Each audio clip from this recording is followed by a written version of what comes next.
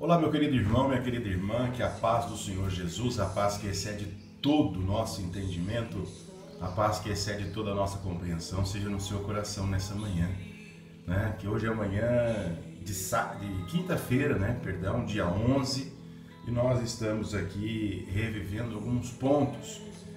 E eu meditando na palavra de Deus hoje de manhã, eu resolvi gravar esse vídeo para você, para chamar a tua atenção. Certa feita, e o livro dos Atos dos Apóstolos, ele nos narra um fato muito interessante. Quando o apóstolo Paulo chega em Atenas e ele sobe até o Areópago de Delfos, e lá, em vários altares que circundavam aquele local, ele se posiciona diante de um altar, onde estava talhado na pedra, altar ao Deus desconhecido. Eu quero dizer para você que nessa atualidade muitas coisas estão acontecendo sobre a vida dos cristãos e nós precisamos entender que há muitas divindades sendo colocadas, há muitos altares sendo edificados, mas há um altar a um Deus que ainda é desconhecido nos nossos dias. Um Deus que precisa ser conhecido não somente pela experiência intelectual, mas um Deus que precisa, um Deus que precisa ser conhecido pela experiência da nossa vida, pela experimentação de qual é o sabor, qual é o sentido, qual a altura, qual a profundidade, qual o comprimento e qual a largura do seu amor por nós. O que eu quero que você entenda nesta manhã, meu querido irmão, minha querida irmã, é que nós precisamos do Senhor Jesus em nossas vidas para que possamos continuar vivendo. Só que este altar no nosso coração ainda pertence a um Deus que nos é desconhecido. Vamos lembrar e vamos olhar para o alto e perceber que o Senhor Jesus está sobre nós e que através de nós Ele quer que vejamos a sua glória e experimentemos essa realidade. A paz que o apóstolo Paulo diz que excede todo o entendimento, ela só será compreendida, vivida, experimentada se esse altar já não pertencer mais a esse Deus que é desconhecido. Se esse altar pertencer a este Deus que nos é agora conhecido e experimentado. Agora, qual é a distância que você está de Deus? O apóstolo Paulo, numa colocação muito importante da sua pregação do Evangelho, ele se posicionou diante desse altar ao Deus desconhecido e ele começou a falar aos epicureus, aos estoicos, que eram os filósofos que estavam ali ouvindo, não é? Duas classes de filósofos distintas, com pensamentos distintos, mas nenhum deles convergiam para Deus. E se nós pararmos e percebermos o apóstolo Paulo com toda a autoridade dada por Deus, ele se posiciona e ele começa a falar de Deus. Este Deus, né, como ele diz aqui, o Deus que fez o mundo e tudo que nele há, sendo o Senhor do céu e da terra.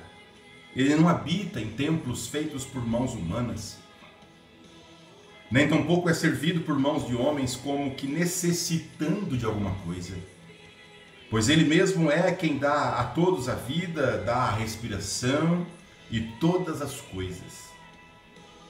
E de um só fez toda a geração dos homens para habitar sobre toda a face da terra, determinando os tempos já dantes ordenados e os limites da sua habitação, para que buscassem ao Senhor, se porventura, tateando, o pudessem achar, ainda que não está longe de cada um de nós. Olha que bonito. Ele construiu o raciocínio falando quem era este Deus que até então era desconhecido àqueles filósofos. E ele fala para nós hoje, a nós que vivemos e que nos movemos diante de Deus. Será que estamos conhecendo Deus somente por aquilo que Ele pode fazer? E eu costumo dizer, e vou repetir, os atributos periféricos de Deus. Deus não são esses atributos. Deus é o motor que move o mundo, já dizia Tomás de Aquino. Deus é o motor que move o mundo. E o apóstolo Paulo nos testifica isso no versículo 28 do capítulo 17 de Atos dos Apóstolos. Porque nele vivemos e nos movemos e existimos, como também alguns dos vossos poetas disseram, pois somos também a sua geração. E ele completa: sendo nós, pois, geração de Deus, não havemos de cuidar que a divindade seja semelhante ao ouro, seja semelhante à prata ou pedra esculpida por artifício e imaginação do homem. Assim eram os gregos. Mas Deus, não tendo em conta os tempos da nossa ignorância, anuncia agora a todos os homens, em todo lugar, que se arrependam, porquanto tem determinado um dia em que, com justiça, há de julgar o mundo por meio do varão que destinou, Jesus. E disso deu certeza a todos, ressuscitando-o dos mortos. Amado irmão, você que está se relacionando com Deus pelos atributos periféricos de Deus, sua vida está toda ela machucada, destruída, sua vida está toda ela à margem de uma série de realidades que Deus quer te entregar, que Deus quer te proporcionar. Levanta a tua cabeça, olha para o Senhor como autor e consumador da nossa vida. Olha para o Senhor como autor e consumador da nossa esperança. Olha para o Senhor como autor e consumador da nossa fé. Sem fé é impossível agradar a Deus.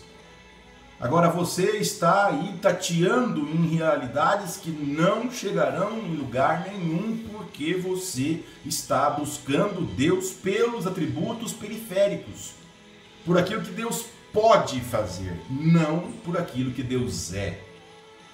Deus está procurando, como diz a palavra, verdadeiros adoradores, que o adorem em espírito e em verdade. Onde estão esses verdadeiros adoradores? Onde estão esses crentes, esses remanescentes, que levantam a sua cabeça e olham para o Senhor e dele buscam toda a intimidade e não o socorro? Dele buscam a essência e não o dinheiro e a prosperidade? Onde estão esses que buscam a face adorada do Senhor e buscando essa experiência, aí sim terão, como diz a palavra, as demais coisas sendo acrescentadas? Sabe por que falta para você isso? Porque você vive em desespero, e no desespero humano você destrói, você derruba, você cai. É essa a realidade dos nossos dias. E como que nós provamos isto na essência da nossa experiência com Deus?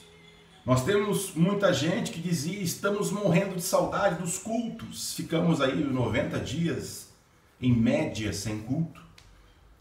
Mas agora que os cultos estão voltando, ninguém aparece, ninguém vem à igreja. E essas realidades, como se isso fosse afrontar a direção da igreja ou a própria igreja. Não, isso está distanciando você mais e mais de Jesus. Isso está distanciando você mais e mais daquele que é o autor e consumador da nossa esperança. Qual é a altura? Qual é a profundidade? Qual é o comprimento? Qual é a largura do amor de Deus por você? Você sabe? Você não sabe. Sabe por que você não sabe? Se você disse que sabe, você está errado. Porque nós não podemos medi-los. Não podemos medi-los. Se a palavra de Deus diz que Deus sustenta o globo terrestre com a palma da sua mão, então qual é o tamanho de Deus? Mas eu vou dizer para você o raciocínio que você não pensou. O tamanho de Deus é o tamanho da sua crise. O tamanho de Deus é o tamanho do vazio do seu coração. O tamanho de Deus é o tamanho daquilo que você tem culpado a Deus. Meu querido irmão, minha querida irmã, que nesta manhã, hoje quinta-feira, dia 11 de junho, estamos nos aproximando, mais 4 dias estaremos no meio do ano certinho de 2020. O meu desejo para você, sabe o que é? É que você deixe de culpar Deus. Ainda ontem nós meditávamos na congregação do Polvilho sobre as culpas. E que desde que o pecado entrou no mundo, nós culpamos Deus pelos nossos fracassos. Nós culpamos Deus pelas nossas mazelas. Quer um exemplo disso? Vamos lá. Vou te mostrar. No episódio do Jardim do Éden, quando Adão e Eva comem do fruto proibido, já advertido por Deus para não mexerem, não tocarem naquela árvore, né? Eles vão comer do fruto.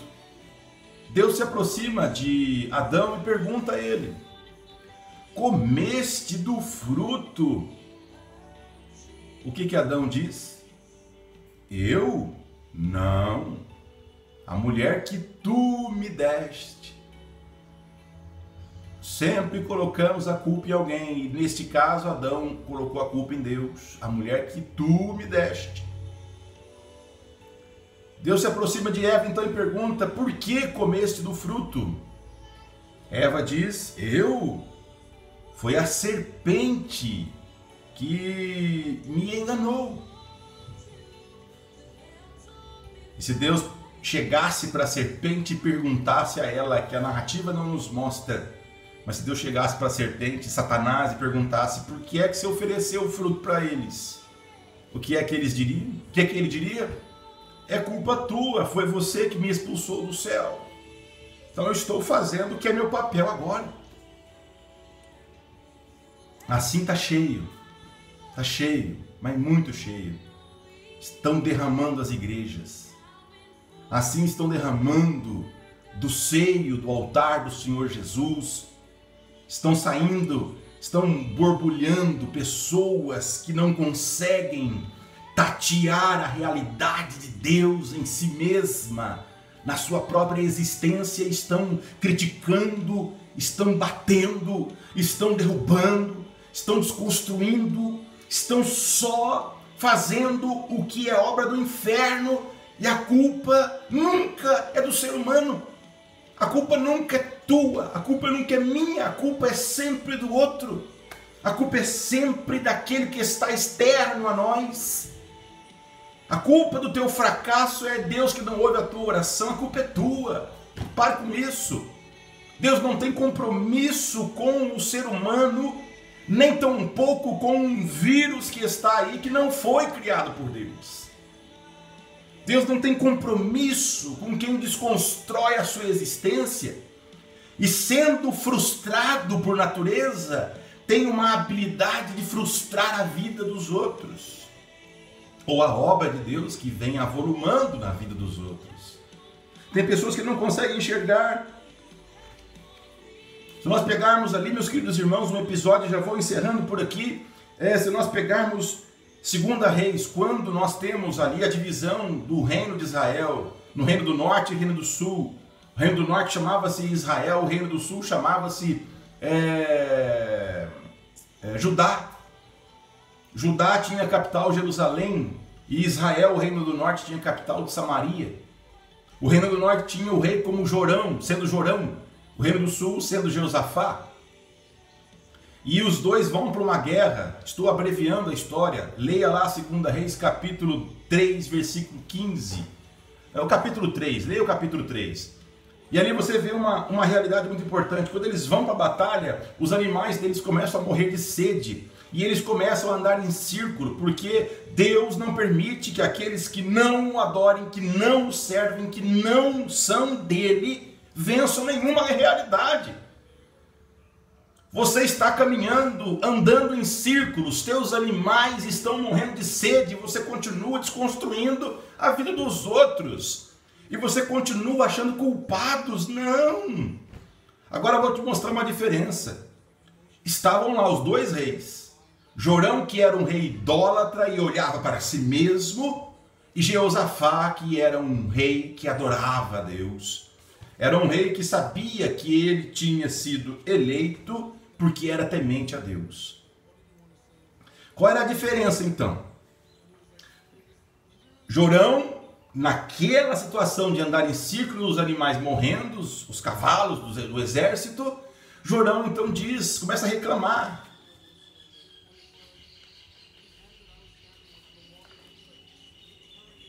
Jeosafá pergunta: há aqui no nosso meio algum profeta o qual nós podemos consultar e saber o que é a vontade de Deus?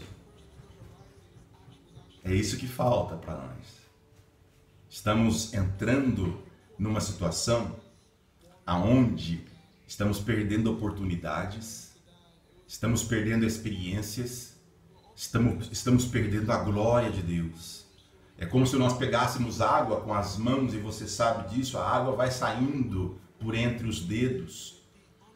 E como se nós pegássemos toda a graça, todo o amor de Deus por nós e colocássemos nas nossas mãos.